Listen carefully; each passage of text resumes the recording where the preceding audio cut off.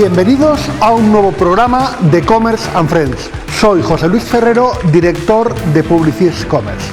En este programa nos metemos de lleno en el entorno global y para analizarlo vamos a contar con un invitado muy especial, Gastón Fornés, decano de UBI Business School. Gastón, bienvenido. Qué bueno tenerte aquí. Gracias, José Luis. Y nada, deseando comenzar. La verdad es que el futuro es apasionante y especialmente en clave de globalización. Gastón, desde tu perspectiva privilegiada en el mundo académico y empresarial, ¿cómo percibes que van a venir estos cambios, geopolítica, responsabilidad social, todas las nuevas tendencias que están viniendo? Buena pregunta, ¿no? Buena pregunta. Sí, buenos días. Empiezo con Groenlandia. Me dejas frío. Yo creo que lo más importante es entender que el entorno que estamos viviendo o que hemos vivido en los últimos 20, 30 años, incluso 40, desapareció. Se cambió completamente. Tenemos un entorno que era, bueno, que incluso estudiamos todos en las universidades, en las escuelas de negocios y demás, ha cambiado. Esa es la primera, ¿no? Incluso uno ahora, ¿cómo mide uno el riesgo país? El riesgo país era muy fácil de medir antes, ahora, ¿cómo se mide cuando de repente de repente te pueden invadir, ¿no? O sea, ya cómo se mide. Pero también yo creo que hay otro elemento importante que es el tema de la tecnología, ¿no? Cómo las tecnologías están cambiando los negocios, cómo se genera valor en los negocios, ¿no? Vamos un poco para atrás, tenemos la revolución industrial, que era todo manufactura, después Internet con servicios. Entonces la pregunta ahora es cómo la tecnología, o sea, no la parte de la digitalización, que fue los últimos 30 años, sino cómo la tecnología ahora lo que hace es generar nuevos negocios o nuevos modelos de negocios o fortalecer o disminuir, digamos, ¿no? Los negocios existentes. Entonces, a mi entender hay dos grandes cosas. Uno es la globalización, que decías que cambia completamente el concepto de globalización, y el segundo es cómo la tecnología, cómo la forma de hacer negocios, la forma de generar valor es completamente distinta con las tecnologías, empezando por la inteligencia artificial, pero no solo es la única. Que afecta al mundo de los negocios, al mundo de la educación. A todos. Y tú, la verdad es que has publicado varios libros, 3, si no me equivoco. 4, sobre relaciones comerciales, especialmente internacionales, ¿no? Tienes un reconocimiento del gobierno chino y has investigado también en las relaciones de tu continente, de Latinoamérica, ¿no? ¿Cómo prevés que evolucionen las relaciones comerciales entre continentes y entre países? Mira, yo me acuerdo cuando empecé hace casi 20 años estudiando las relaciones de China y Latinoamérica. Una de las cosas que me quedó muy grabada fue cuando empecé a hacer el análisis y conversar con distintas personas, fue que tanto en Estados Unidos como en Europa me dijeron por primera vez es comercio que nosotros no vemos. O sea, históricamente el comercio, o gran parte del comercio... ¿Pasaba por Londres o pasaba por Nueva York? O por Estados Unidos o por Japón, ¿no? Era básicamente Japón, Estados Unidos y Europa, era el 80% del comercio del mundo, ¿no? Y de repente aparece en 2008, 2009, 2010, si vemos el comercio que empezaba a generarse entre China y Latinoamérica, era lo mismo que lo que se generaba entre Japón y China, Japón y Europa, ¿no? Es decir, importante, ¿no? Y ese fue el primer comentario, por primera vez comercio que no pasa por nosotros, que no vemos, ¿no?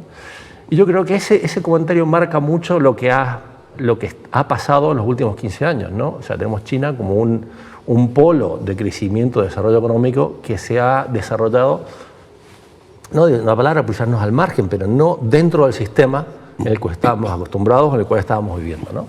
Y ha generado su propio ecosistema en todo, en plataformas digitales, en tecnologías, e incluso en estándares y demás, ha generado su propio ecosistema, ¿no?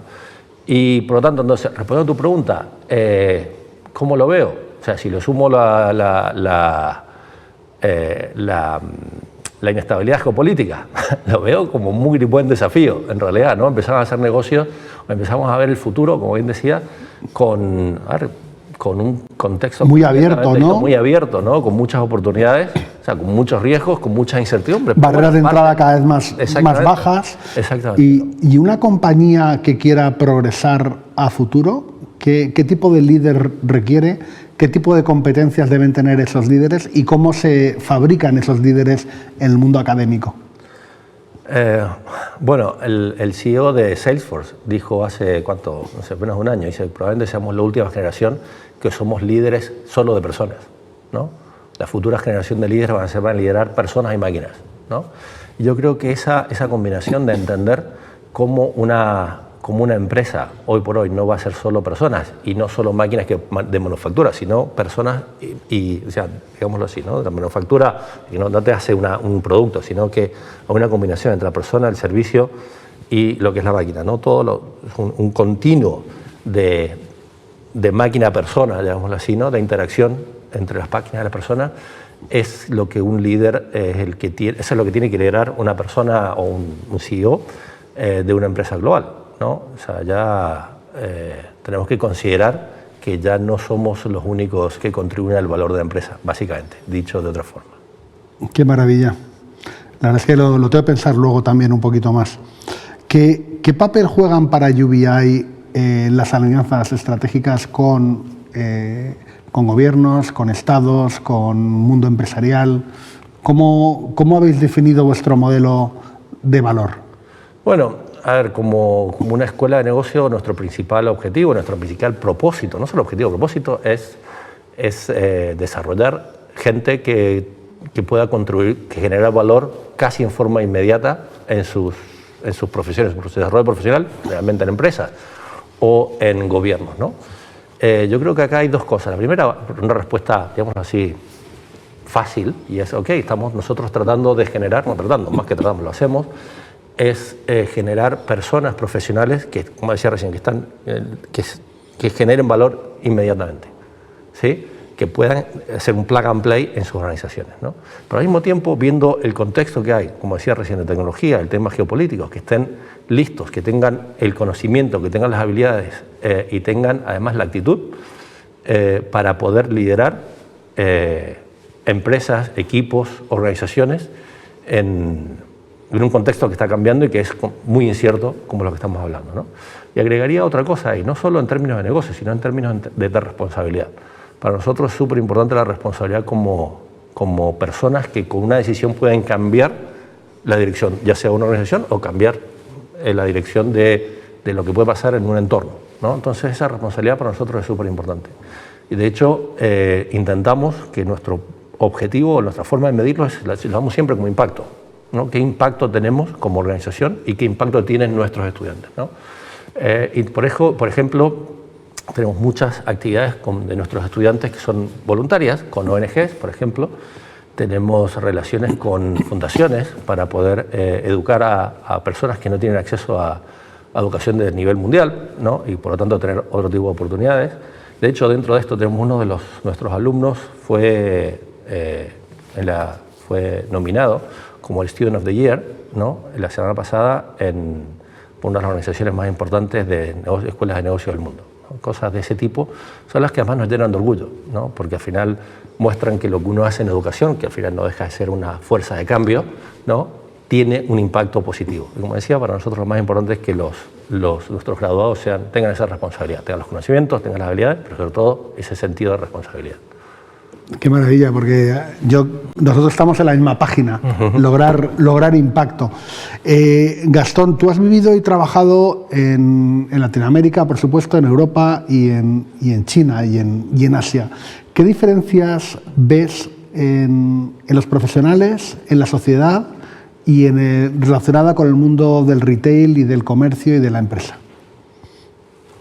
A ver, yo creo que primero empezó por China, ¿no? China tuvo un crecimiento y un salto importante en lo que fue todo el desarrollo tecnológico.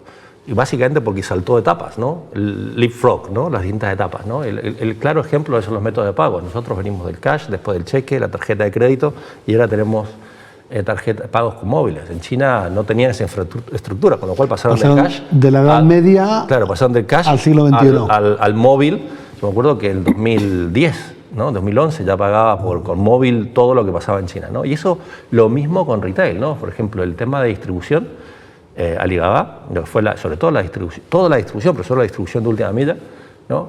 Fue impresionante lo que hicieron o sea, cómo innovaron, cómo cambiaron las reglas de retail. Y una de las razones era que no había retail, o sea, no habían espacio físico, llamémoslo así, ¿no?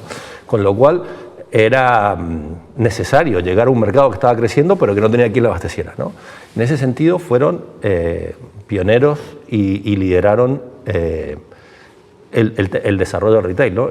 Y al mismo tiempo, o sea, ya saltando un poco de China a Latinoamérica, te diría que Mercado Libre hizo algo parecido a Latinoamérica, ¿no? Llegar a clientes que no tenían acceso o no tenían el mismo acceso fácil que tenían,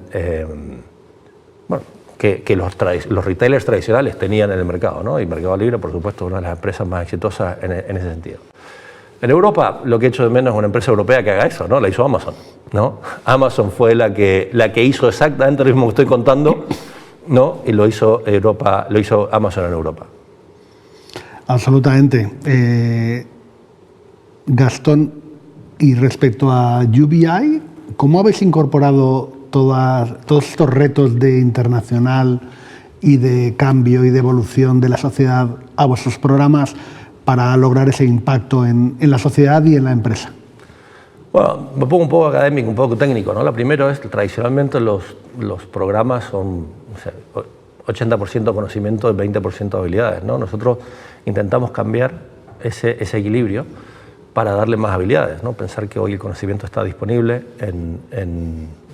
hoy en Google, mañana o ya incluso en inteligencia artificial. En OpenAI. En OpenAI, exactamente, ya está, ¿no? Con lo cual es mucho más importante para nosotros la capacidad de análisis crítico, de entender lo que uno está absorbiendo y leyendo, más que saberlo o de incorporarlo, ¿no? De llevarlo dentro, como nos pasaba en mi generación o la tuya, ¿no? Nosotros tuvimos que estudiarlo, ¿no? ¿Y por qué? Porque sabíamos que no había una biblioteca en la mano para poder corroborar ese conocimiento, con lo cual tendríamos que llevarlo con nosotros. Hoy ese conocimiento está, y con lo cual lo importante es obtenerlo, es analizarlo, es filtrarlo, es razonarlo, es criticarlo, es unir los puntos de forma distinta, ¿no? Uno de los sectores empresariales más potentes de mi época o de nuestra época era el sector de las enciclopedias. Por ejemplo. Que luego ha hecho que todos los pisos ganen casi 1 metro cuadrado de quitar esa enciclopedia. Exactamente.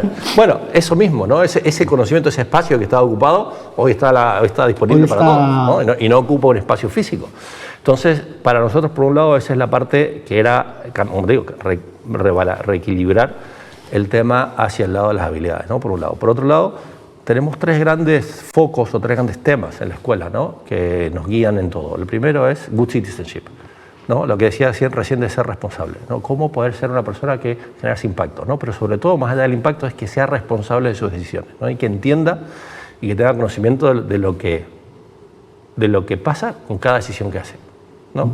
La otra es lo que llamamos Management of Technology, ¿no? Que es básicamente un poco lo que dije al principio, cómo la tecnología genera valor en la empresa, cómo esa tecnología genera nuevos modelos de negocio o fortalece nuevos modelos de negocio, ¿no? Y la tercera es el Global Mindset, ¿no? Cómo tener una visión global y una experiencia global. Entonces, por ejemplo, tenemos más de 45 nacionalidades en el aula, tenemos más de 40 nacionalidades. 45 nacionalidades. Sí, y más, yo te diría, ¿no? Tenemos más de 45 nacionalidades en el faculty, tenemos programas todos con recorridos internacionales, ya sea en persona o online. Estamos abriendo nuevos programas internacionales con experiencias internacionales y básicamente... ¿Dónde tenéis campus? Bueno, tenemos campus en Bruselas, Madrid, Luxemburgo, Shanghái y una operación en Singapur, con lo cual tenemos lo suficiente como para estar en muchos lugares, ¿no? Qué maravilla. ¿Qué mensaje le darías a los jóvenes que están considerando trabajar en un entorno internacional? A ver, es un poco lo que fue mi experiencia, con lo cual no puedo decir que fue mala, al contrario, ¿no? Tengo que decir que fue algo muy positivo y por lo tanto diría que lo hagan, ¿no? Obviamente es un entorno cambiante, un entorno que tiene, como decía, muchas incertidumbres, que tiene muchos cambios, pero al final lo que uno tiene que hacer, hace un tiempo yo me acuerdo que definía esto como estar con la mochila lista para salir a cualquier lado, ¿no? Y de hecho esa imagen la tengo en mi casa, tengo una mochila lista para ir al aeropuerto en cualquier momento, ¿no? Pero obviamente más de la parte física de tener la mochila, tenerlo aquí, ¿no? Es decir, bueno, que el mundo al final no deja de ser algo que uno puede moverse y puede encontrar su mercado donde ese mercado esté, ¿no? Volviendo a lo que decíamos antes, el tema de la globalización es una de las grandes cosas, ¿no? Entender cómo la globalización, o sea, la apertura del mercado, y la otra, la tecnología, ¿cómo ha logrado, ¿no? ¿Cómo ha logrado que podamos vender productos en cualquier lugar del mundo? Cuando se cayó el muro de Berlín, ¿no? Me acuerdo lo primero que todos leíamos es cómo en Rusia la gente buscaba los Levi's, ¿no? Los jeans. Hoy esos jeans están disponibles en cualquier lugar, ¿no? Y lo mismo con cualquier producto, ¿no? Entonces la pregunta es cómo hacer para utilizar esa tecnología y entender cómo generar valor en otros lugares para poder, volviendo a lo mismo, generar valor para la empresa, ¿no? Nosotros en el último libro que escribimos uno de los estudios fue cómo una cooperativa de productores de café en África, no sé si fue en Kenia o en Ruanda, cómo mejoraba sus márgenes vendiendo directamente vía online y generando tiendas en marketplaces, en distintos lugares, como puede ser en Alibaba o en Amazon, o en Mercado Libre. Y mejoraba 45% de sus márgenes porque saltaba todos los intermediarios, y no solo que aumentaba los márgenes, sino aumentó sus ventas 500%. ¿Por qué? Porque podía llegar a un mercado que antes no llegaba, ¿no? Llegar a todo el mundo, básicamente, en forma directa. Entonces, ¿cuál es la respuesta? Hay muchas oportunidades y hay que buscarlas, ¿no? Obviamente hay que trabajarlas, hay que buscarlas. Hay certidumbre, sí, es difícil, sí, pero apasionante también.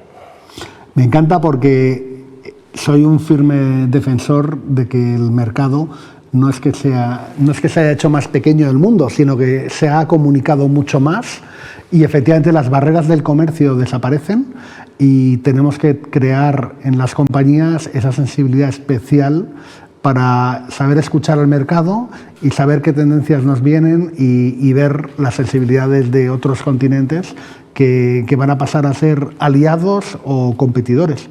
Y para eso hay que prepararse. Vamos a cerrar con un tema que me gustaría que explicaras, que he visto en vuestra web, que es el HyFlex, que no tengo muy claro qué es lo que es. HyFlex. Hace un tiempo tuvimos un desafío, ¿no? Y era cómo llevar educación de primer nivel a gente que estaba en muchos lugares, no necesariamente en Bruselas, ¿no? Y que además estaba trabajando o que estaba con su vida, básicamente, ¿no? Entonces lo que vimos era que la gran mayoría de las escuelas, o en general, lo que hacían era, bueno, tenían su estructura y lo que esperaban era que su mercado, su consumidor se adaptara a lo que ofrecían. Nosotros lo hicimos al revés. Dijimos, bueno, ¿cuál es la vida de cada persona? ¿Qué es lo que pueden hacer? ¿Cómo lo pueden hacer? Y adaptamos la oferta, adaptamos los programas a esa necesidad, ¿no?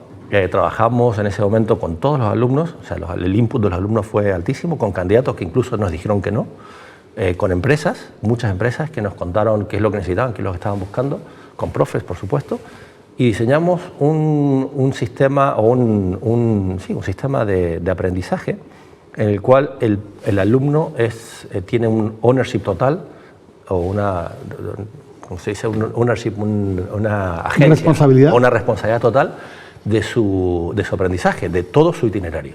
Obviamente sin en absoluto cambiar los estándares académicos, al contrario, son probablemente más altos, porque para ser todo más flexible lo tenés que hacer un poco más alto. Pero el alumno, lo importante para mí de esto es que el alumno tiene una responsabilidad y una agencia total sobre su aprendizaje, ¿no? Y esto está en todos los niveles de la escuela, ¿no? Déjame ponerte el ejemplo del grado, ¿no? Que es donde la gente es más joven, ¿no? Y para mí es uno de los como ejemplos de los más importantes. De hecho, también nos nominaron para un premio hace un tiempo por esto, ¿no? El grado tiene el primer año, tiene forma tradicional de estudio, ¿no? Van a clase como cualquier universidad. El segundo cambia, ¿no? El segundo cambia y es una mezcla de lo que sería una universidad tradicional y lo que sería trabajo en una oficina. ¿Qué es trabajo en una oficina? Ir a un determinado horario, tener que dar entregables todas las semanas, no cada 6 meses, tener responsabilidad, tener que participar, tener que liderar, tener que ser proactivo. No sé, en tercer año, todo como si estuviera en una oficina, ¿no? Todo trabajo profesional. O sea, están obviamente estudiando su curso de contabilidad o de International Business o el que sea, pero el formato es como si estuviera en una oficina, ¿no? Con entregables todas las semanas, liderando ellos mismos el proceso. Entonces hay un proceso que pasan de ser alumnos de secundaria a profesionales, incluso antes de serlo. y por lo tanto están listos para hacerlo. Y como digo, nosotros lo que hicimos fue adaptarnos a la necesidad de lo que ese estudiante, en este caso era grado, pero lo mismo con el MBA, por ejemplo, ¿no? O sea, cómo las empresas necesitaban que su gente, o necesitan, no solo necesitan que su gente se actualice, sobre todo, por ejemplo, en el tema de inteligencia artificial, y cuál es la flexibilidad que pueden hacerlo en un programa que sea lo suficientemente profundo, lo suficientemente largo para que tuviera sentido, sí, y que al mismo tiempo puedan seguir trabajando, que pueden seguir contribuyendo a sus empresas y que además no pierdan la familia, porque también claro, es importante. Eso es fundamental. Entonces, eso fue el Skyflex, ¿no? Básicamente. O sea, cada uno que pueda diseñar su propio itinerario y pueda tomar absoluta responsabilidad sobre su aprendizaje. Yo con lo que me quedo, Gastón, es que sois una escuela, una compañía, un proyecto que tiende puentes entre distintas generaciones, porque he leído también que facilitáis mucho el edadismo, ¿no? el reciclaje, que tendéis puentes entre continentes, entre culturas, entre diferencias generacionales y también con la nueva tecnología. Así es. Y enhorabuena a seguir tendiendo puentes y haciendo este mundo que cada vez es, no sé si más pequeño, pero desde luego más conectado, más fácil para los humanos en esta nueva era de la IA y haciendo que el retail y el commerce crezca. Perfecto. Muchas gracias, Gastón. Gracias, Luis. Y nada, nos vamos. Hasta la próxima.